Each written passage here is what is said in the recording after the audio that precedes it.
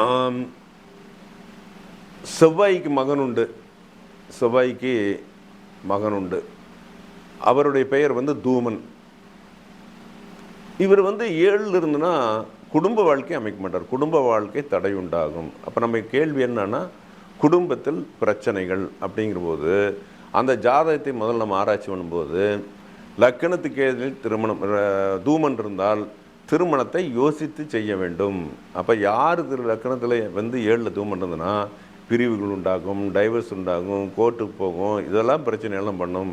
இப்போ ஜாதகத்தை பார்க்கும்போது 7ல் தூமன் இருக்கும்போது பார்த்தால் செட் ஆகாது, கவனித்து கொள்ளுங்கள். ஏன்னா நம்ம எந்த ஒரு விஷயத்தையுமே சரியாக இருக்கும்போது தான் பலன்கள் நடக்கும் அப்படின்னு ஒரு விஷயம் சொல்கிறாங்க. அதேபோல் ஒவ்வொரு கிரகங்களும் அதை சொல்லுவாங்க. இப்போ யுரேனஸ், நெப்டியூன் அதெல்லாம் விஞ்ஞானத்துவத்து கொடுக்கக்கூடிய அமைப்பில் பண்ணக்கூடியது. அதே போல் என்னென்னா, இந்த கரணங்களில் பத்திரகரணம்னு ஒன்று இருக்குது. அந்த பத்திரகணம் பிறந்ததுனால விஞ்ஞானிக்கு படிக்கிறோம். சயின்டிஸ்ட்டாக இருக்கிற போது பத்திரகணத்தில் இருக்கிறது தான் சயின்டிஸ்ட்டு. இதெல்லாம் ஜாதகங்கள் சொல்லக்கூடிய பலன் அது. ஸோ நல்லதே நடக்கும்.